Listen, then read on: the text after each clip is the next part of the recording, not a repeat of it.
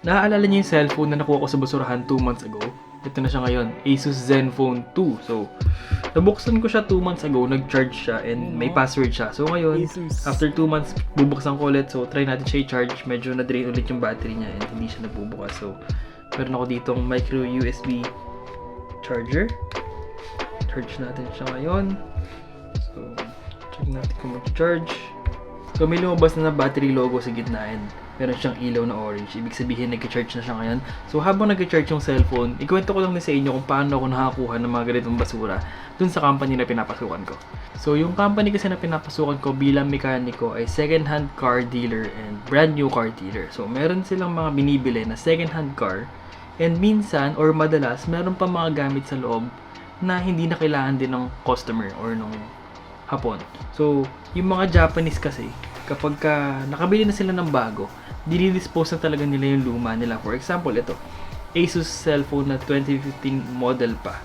So, kung mapansin nyo sa atin, second hand pa to. Pero sa kanila, dispose na to. Kasi nga, first world country sila eh. So, ganun sila. Yung culture nila. Parang pag may bago na, tapon yung luma. Parang wag nang pag-aksehan ng oras pa kasi nga may bago ka na.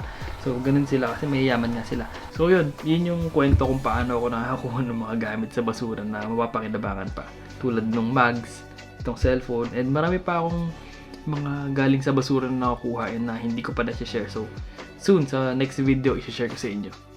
So, pagkalipas ng mga isang oras, so, hinayaan ko lang muna siya mag-charge. And ngayon, full charge na siya kung makikita nyo. So, ngayon, patayin na natin siya and check natin kung gagana yung research ko na paano siya i-hard reset. So, ngayon, i-hard reset na natin siya.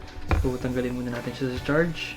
So, ang sabi dito, gagawin lang natin is press natin yung power button saka yung volume up button ng sabay para i-open siya. So, gawin natin yan. Then, kapag nag-vibrate, release daw natin yung power button.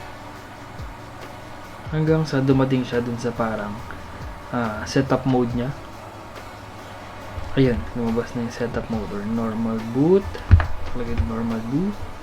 So, kapag bumukas, dapat daw mag-recovery mode na siya. And kapag nag-recovery mode na siya, doon natin isa-select yung hard reset.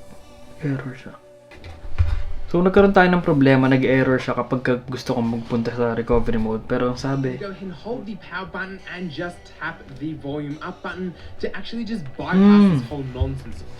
so hindi ko siya ma-access yung recovery mode. So, nanood ako sa YouTube habang nag-video. So, yan, gumana na ngayon yung recovery mode. So, ngayon, ang gagawin natin is wipe data and factory reset. So, noong 2015, ganito yung mga cellphone na matatakot ka na mawala eh. Kasi, kapag nawala, hindi mo na talaga mahanap kasi sobrang dali lang i-reformat ng mga ganitong cellphone. Tignan mo, tulad ko na hindi naman ako ganun ka galing sa computer.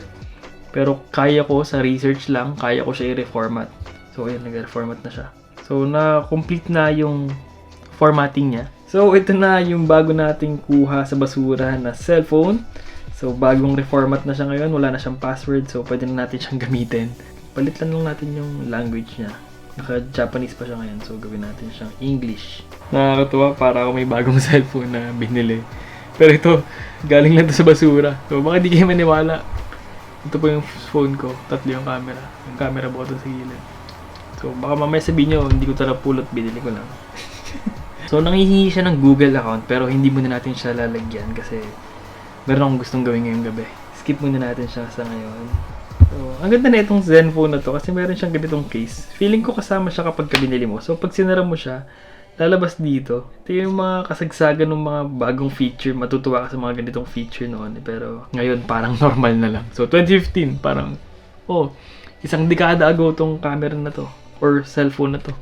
So, ito yung gusto kong gawin ngayong gabi. So, January pa lang, January 31 ngayon. So, sobrang binless na agad ako ni Lord. Unang buwan pa lang ng taon, ng 2026. Sobrang dami ko ng blessings na nakuha.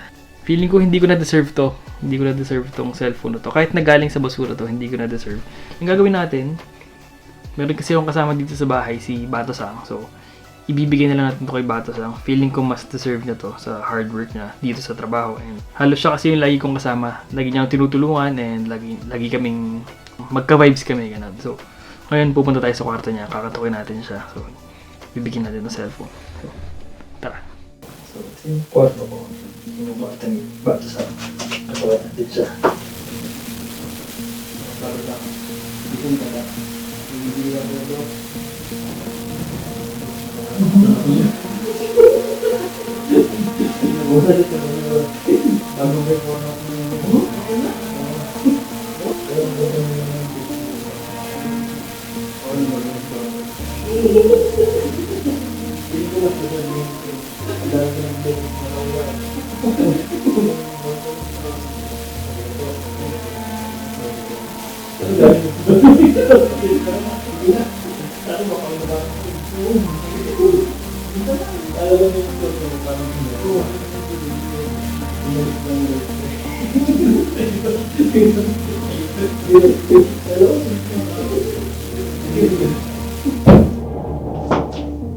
least, diba? Nakapagpasaya rin tayo ng kasama ko dito sa bahay. Masaya din siguro kung gagamitin ko yung cellphone na yun na pang backup, pero parang hindi ko na kailangan. So, binigay ko na lang kay Bato sa feeling ko mas kakailanganin yun. Kasi lagi siya may katawagan, lagi niya kausap yung family niya. Nakapansin ko nga sa kanya every lunchtime, kausap niya yung family niya. So, baka mas deserve niyang gamitin yung cellphone. So, yun lang. So, dito ko na muna natapusin yung video. Maraming salamat sa panonood. See you on my next one.